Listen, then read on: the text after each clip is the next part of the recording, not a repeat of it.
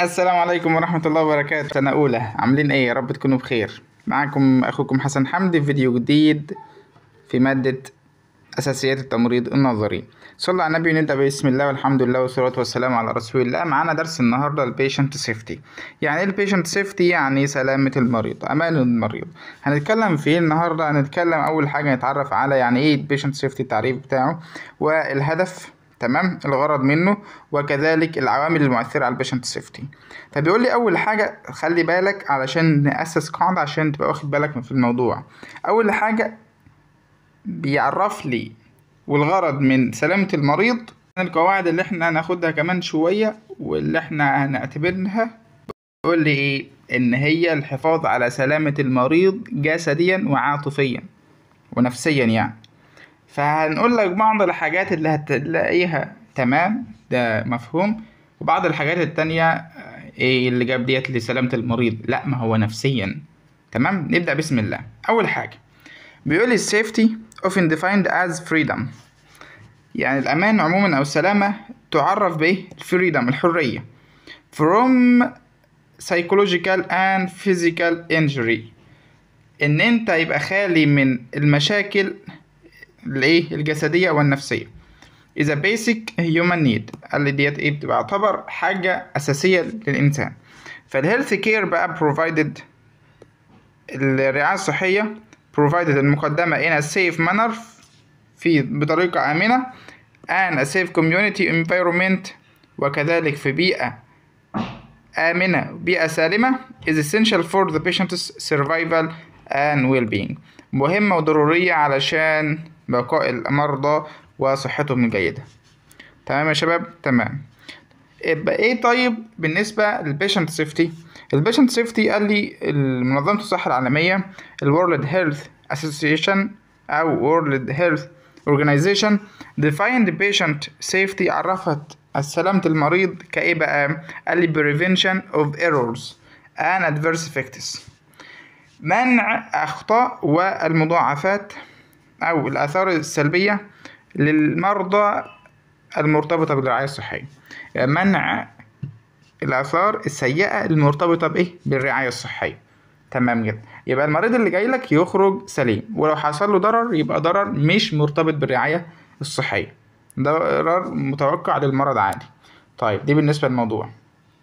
طب الهدف بقى اللي it aims to prevent، من التعريف، and reduce risks، أمنع وأقلل المخاطر والerrors والأخطاء، and harm والضرر that occur to patients، الذي يحدث للمرضى during provision a health care، أثناء تقديم الرعاية الصحية. طيب اللي بيكون أحد أهم المعايير الأساسية والأركان a cornerstone of the discipline is continuous improvement، أحد أركان هذا التخصص والمجال ده هو التحسين المستمر based on learning from errors and adverse events، المعتمد على إيه؟ على التعلم من الأخطاء والآثار اللي حصلت قبل كده. تمام يا شباب. يبقى ده بالنسبة للتعريف وبالنسبة للهدف. طيب بالنسبة بقى للعوامل المؤثرة، فبيقول لي أول حاجة العمر، وبيقول لي اللايف ستايل، نمط الحياة، طيب، وكذلك الموبيليتي والهيلث ستيتس، تمام، وكذلك السنسوري perceptual alternations، التغيرات الحسية الإدراكية، وكذلك الايموشنال ستيت، الحالة العاطفية، طيب، وكذلك الابيليتي تو كوميونيكيت، القدرة على التواصل، والانفيرومنتال فاكتورز، العوامل البيئية، والكوجنيتيف اويرنس. طيب في بعض الحاجات هنا المؤثرة على صحة سلامة المريض، قال لي الخاصة بالمريض وبعضها الخاص بالمستشفى او البيئة اللي بيمارس فيها الرعاية الصحية. فهنا العمر خاص بالمريض، اللايف ستايل خاص بالمريض، الموبيليتي والهيلث ستيتس برضو خاصة بالمريض. طيب السنسوري perceptual alternations، التغيرات الحسية الإدراكية برضو بالمريض، الايموشنال ستيت خاصة بالمريض.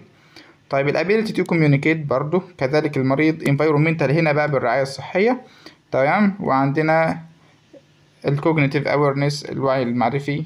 تمام، يبقى سمع خاص بالمريض، وعندنا البيئة هنا ليها واحدة. طيب يا شباب، واحدة بقى كده ونشوف ايه الدنيا.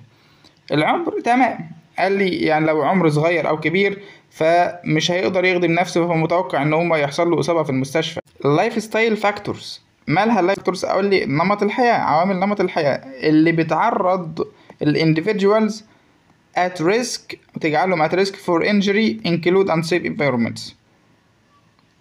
طيب صلوا على النبي صلى الله عليه وسلم. فبيقول لي واحد مثلا مريض بيشرب سجاير، مش ده بيعرض للخطر؟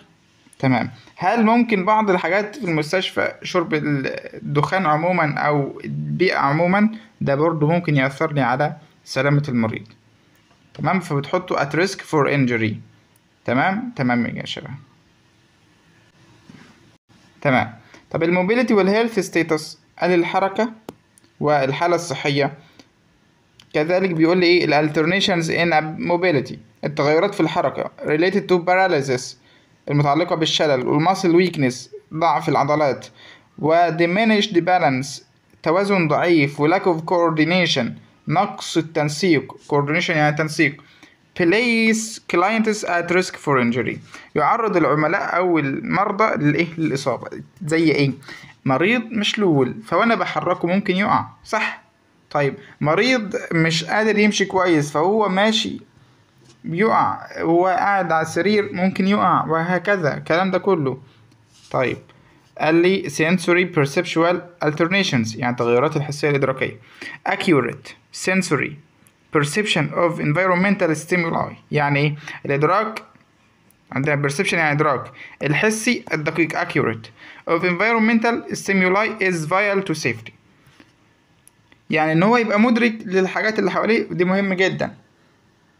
يعني حس ان في مشكلة حواليه، زي وليكن حصل لا قدر الله واحد مغمى عليه مثلا، فلو حصل حريقة او ولعة في المكان اللي هو فيه، هل هيحس بحاجة؟ مش هيحس بحاجة، دي نقطة. طيب تاني حاجة، لو حصل ألم شديد هل هيقدر يستدعي حد؟ اللي ممكن ما يقدرش اصلا، وممكن ما يحسش بالألم اللي هو فيه لانه ممكن يبقى مريض سكر، دي نقطة. فلو مريض غيبوبة او مريض سكر ولا حاجة مش هيقدر يحس بالأطراف، فدي ممكن يبقى معرض للإصابة، مش حاسس بالحواليه. طيب قال لي emotional state الحالة العاطفية. طيب قال لي states can alter the ability to perceive environmental hazards يعني ايه؟ يعني الحالات العاطفية ممكن تؤثر على قدرته على المخاطر اللي حواليه. هو اصلا مركز مكتئب، نفسيته عامله خالص، مركز في العمليه اللي هو هيعملها، مش حابب ايا كان الحاله اللي هو فيه، فهو نفسيته مأثره جامد على ادراكه ايه للمخاطر اللي هو اللي هو فيه.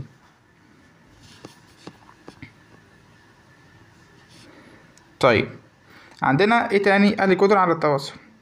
يعني لو هو مش هيقدر يتواصل كويس ايه اللي هيحصل؟ اكيد طبعا مش هيقدر مقدم الرعاية يقدم له الرعاية المطلوبة، صح؟ فبالتالي سلامة المريض هنا معرضة للخطر. قال لي individuals with diminished ability to receive and convey information يعني ايه؟ يعني الأفراد اللي بيعانوا من ضعف القدرة على receive يعني استقبال، وconvey يعني نقل المعلومات، تمام؟ ينقل معلومات are at risk for injury معرضين للإصابة، خطر الإصابة. وكذلك العوامل البيئية دي مفروغ منها إطلاقا. client safety is affected by the health care setting يبقى لو البيئة في المستشفى مش آمنة، طبيعة السلالم، طبيعة السراير، طبيعة وضع ترتيب الأشياء اللي موجودة في الغرف المرضى أو في البيئة العامة اللي هتأثر طبعا عليه، ده كله يؤثر على سلامة المريض. وكذلك الكوجنيتيف awareness يعني إيه؟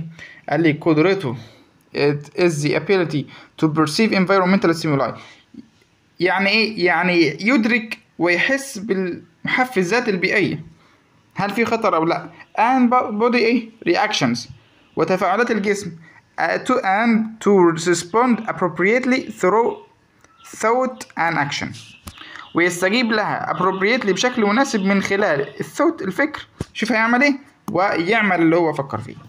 خدوا بالكم يا شباب، تمام جدا. وده بالنسبة لأول جزء في الفيديو بإذن الله. الجزء الثاني إن شاء الله هينزل لكم بكرة إن شاء الله إن ربنا ييسر. فلحد كده نقدر نقول لك اعمل لايك، سبسكرايب الجميل اللي زيك، وما تنساش تسأل على كورس نرسونا، العرض خاص مميز جدا هتدفع اللي تقدر عليه. لايك، سبسكرايب، دعوات في الغيب كده، والسلام عليكم ورحمة الله وبركاته.